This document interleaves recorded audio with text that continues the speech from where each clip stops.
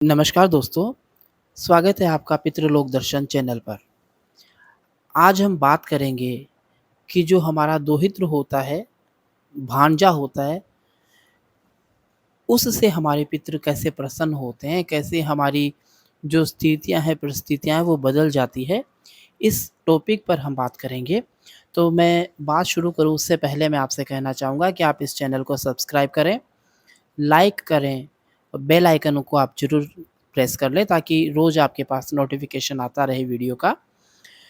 और आप कमेंट के माध्यम से अर्ज़ी भी लगा सकते हैं। कुछ दिनों बाद हम जिन-जिन की अर्ज़ियाँ लग रही हैं, उनकी सूचनाएँ भी आपको देना शुरू कर देंगे।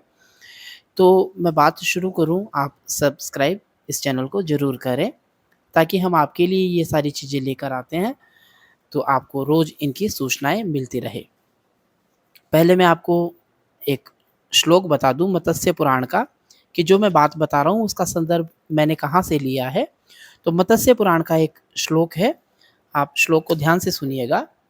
मद्यहान खड्गपात्रं च तथा नेपालकं लवं रूपं दर्भस्थलागावो दोहित्रश्चाटुस्मृतः पापं कुस्तिस्मुष्त्यहस्तः संपकारिणी अष्टावते यत् समात् कुपता इति विश्रुता। ये मत्स्य पुराण का श्लोक है। इस श्लोक की एक लाइन में दोबारा रेखांकित करना चाहूँगा, ताकि इस वीडियो में बिल्कुल स्पष्टता बनी रहे। दोहित्र चाष्टम स्मृत है, दोहित्र शब्द यहाँ पर आया है।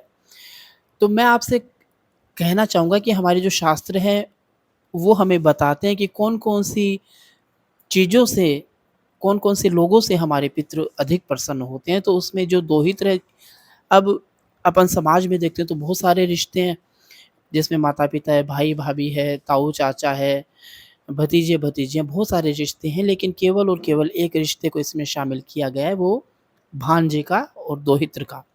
क्योंकि जो व्यक्ति जिस घर का दोहित्र होगा, उसी घर का वो भांजा होगा। तो हमारी अ, जितनी भी आस्थाएँ होती हैं, जितना भी हम हमारे पितरों के लिए करते हैं, अगर हम अ, अपने भांजे को घर में बुलाकर पितरों के निमित्त अगर उसे कुछ देते हैं, उसको भोजन करवाते हैं, तो निश्चित तौर पर आप मेरा यकीन मानिए, आपकी जो स्थितियाँ हैं वो बदल सकती है। आपको मैं बताना चाहूँगा कि जैसे आपकी बहन है, तो आपकी बहन जब आपके घर आए तो उसका आप मान-सम्मान करें। ये नहीं हो कि खाली फ़ॉर्मेलिटी हो।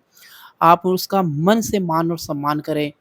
उसके जो बच्चे हैं उनका वो आप मन से स्नेह करें, प्यार करें, तो आपके जो पितृ हैं, घर के जो पितृ हैं, वो बहुत उससे प्रसन्न होते हैं।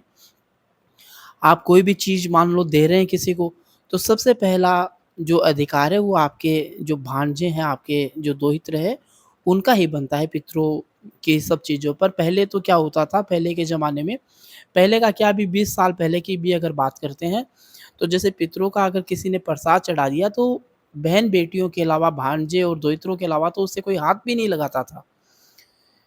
तो जब जो बहन शादीशुदा है वो घर में आती है अपने बच्चों के साथ, तो घर में उसके कदम पड़ने मात्र से ही हमारे पितृ प्रसन्न होते हैं।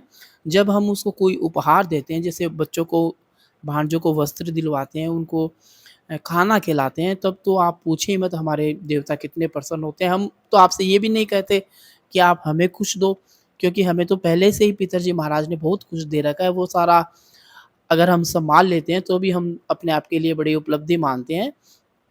हम हमारे लिए आपसे कुछ नहीं माँगते, हम तो कहते हैं कि आपके घर में जो आपकी बहन-बेटियाँ हैं, जो भांजे-भांजी हैं, उनका आप मन से सम्मान करें। कभी उनको कोई अपशब्द न बोलें, कभी उनकी निंदा न करें पीछे से। अगर वो आते हैं, तो उनका मान-सम्मान करें, और आते क्या, आप उन्हें बुलाइए चला-चला के कि आप आएँ, 2-4 दिन रहें। तो आप अगर मन से करेंगे, मेरे पास अगर आपसे कभी रूबरू होने का अवसर मिलेगा, तो मैं आपको ऐसे बहुत सारे उदाहरण दे सकता हूँ परिवारों के, जहाँ पर बहन-बेटियों का मन से सम्मान होता है, उन्हें पीछे मुड़ कर देखने की कभी आवश्यकता नहीं पड़ती है। कई लोग होते हैं उनकी बहनें नहीं हैं, तो मान लो खुद की सगी बहनें नहीं हैं, तो चाचा की बेटी हो सकती है, ताऊ जी की बेटी हो सकती है, मौसी, बुआ, मामी की लड़की हो सकती है। तो आप अगर सगी बहन नहीं है, तो आप वहाँ पर ये सब चीज़ें कीजिए, लेकिन आप करिए ज़रूर।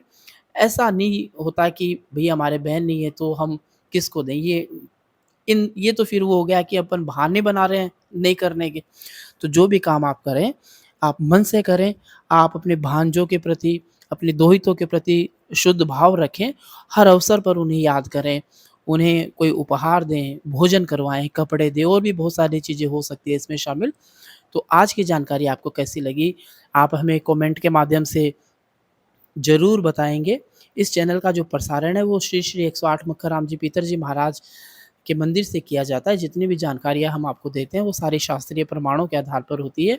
एक बार पुनः आप सभी के प्रति आध्यात्मिक मंगल भावनाएँ। पीतर जी महाराज आप सभी की रक्षा करें, सभी के सपने पूरे करें। जय हो पीतर जी महाराज की।